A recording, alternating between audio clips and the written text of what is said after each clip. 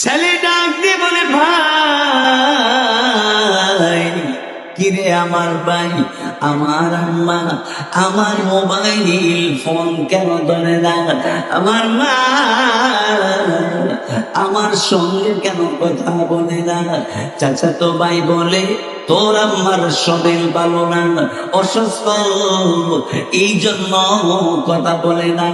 এমনি তখন ছেলে ডাক দিয়ে বলে, এই ভাই রে, আমার আম্মা কোথায় আছে? হাসপাতালে। যা ভাই, মোবাইলটা লইয়া আমার আম্মার কাছে যা, আমি আমার মা জননীর সাথে একটু কথা বলবো। আসলে মা ছেলে আসার 2 দিন আগে দুনিয়া থেকে বিদায় পেয়ে গেছে। মা জননী নাই। চাচি মা ডাক দিয়ে বলে, মোবাইলে বলে, এই ভাতিজা আয় দেশে আয়। এবার ছেলে ডাক দিয়ে বলে, আমার আম্মাকে আমার কাছে নিয়ে আইসো, এয়ারপোর্টে আমার মাকে নিয়ে আইসো, আমি আমার মা জননীর সঙ্গে প্রথম দেখা করব। কোথায় পাবেন মা? গাড়ি লইয়া চাচিমা চাচা তো ভাইরা ওই এয়ারপোর্টে যাইয়া হাজির হইল। এবার যুবক এয়ারপোর্টে নামার পরে এয়ারপোর্ট থেকে বের হইয়া জিজ্ঞাসা করলো, তোমরা কারে গো? আমার আম্মা জননী কোথায়? আমার আম্মা কই? আমার আম্মা জননী কই? এবার চাচি মা ডাক দে বলে, কান্দিস না, তোর আম্মা পৃথিবীর মধ্যে বেঁচে নাই। এয়ারপোর্টের মধ্যে বইরা যুবক ছেলেটা বইরে কারম্ভ করলো, আরে আমার মা জননী দুনিয়ার জমিনে নাই। মা, এই মা আমি কারে গো? আম্মা বলে আমি ডাক দিব গো মা। কোথায় যাব? কার কাছে যাইয়া আমি আমার আম্মা বলে গো, আমি আম্মা বলে ডাকবো? চোখের পানি ছেড়ে কান্দে। এবার ছেলেকে গাড়িতে উঠাইয়া বাড়িতে নিয়ে আসলো। বাড়িতে আনার পরে এবার ডাক দে বলে, এলাকাবাসী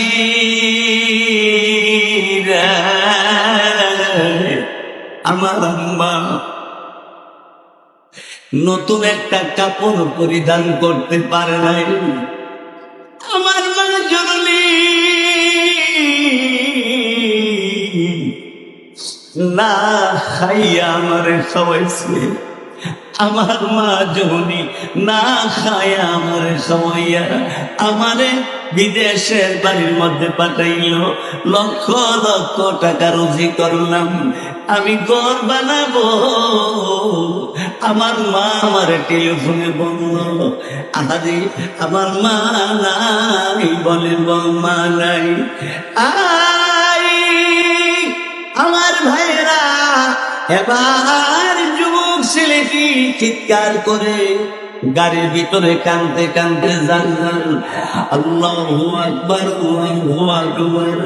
কবরস্থানের পাশে আসার পরে যুবক ছেলে গাড়ি থেকে নাইমা গেছে। নাইমা কবরের পাশে দাঁড়াইয়া মা জননীকে ডাক দিয়া বলে, আম্মা গো,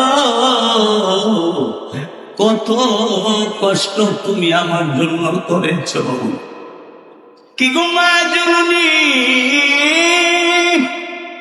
না খাইয়া আমারে খাওয়াইয়া বড় করলা গো মা জননী। আজকে তুমি মা জননী পৃথিবী ছেড়ে চলে গেছো গো মা জননী। আমি ঘর কার জন্য বানাবো? আমি কার জন্য এই আশ্রম করবো? মা মা বলে রে চিৎকার করে যখন কান্দে, এলাকার এমন কোনো মানুষ নাই তার কান্না দেখে কান্দে না। সবাই কান্দে রে।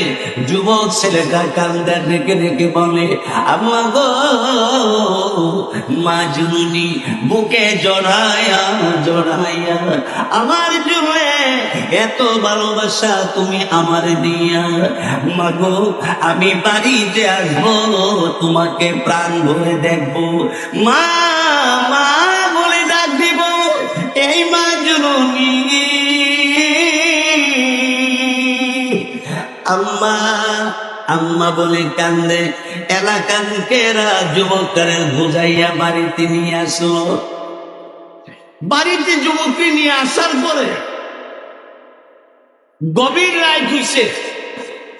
গভীর রাইতে ঘর থেকে পার হইয়া ওই গোরস্থানে যাইয়া মার কবরের পাশে দাঁড়াইয়া কাঁদতেছে।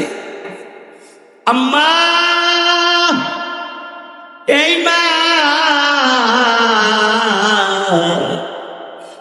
এলাকার লোকেরা সবাই সবাই আশ্চর্য হয়ে গেল, এই গভীর রাইতে কে কান্দে রে এইভাবে, কেন কান্দে রে, কি দুঃখ।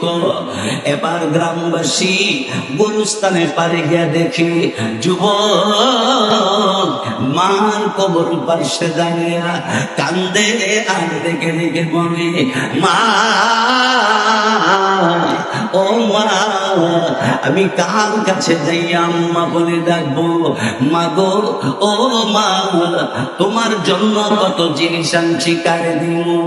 মা জননীর জন্য চোখের পানি ছেড়ে ছেড়ে কান্দে। ওই যুবকের কান্না দেখে সবাই কান্দতে কান্দতে সবাই কান্দে, আর দেখে দেখে বলে আল্লাহু আকবার আল্লাহু আকবার। যুবকটা মানে না, বারবার বলে আমি আমার আম্মাকে কোথায় গেলে পাবো। আমার ভাইয়েরা বন্ধুরা আমার, এই জন্য দুনিয়ার জমিনে কিছু হারায় গেলে পাওয়া যাওয়া সম্ভব। মা যদি হারায় যায়, আব্বা যদি হারিয়ে যায়, আর পাওয়া যায় না। মা জননী কবরে চলে গেলে বাপ দুঃখী, কবরে চলে গেলে আর মা বাপ ফেরত আসে না। চন্দ্র সূর্য ওঠে গো বারে বার, কবর দেশে গেলে গো ফিরে আসে না। ঠিক কিনা জোরে বল। কবর দেশে গেলে আর ফেরত কেউ আসতে পারবে? পারা যাবে না।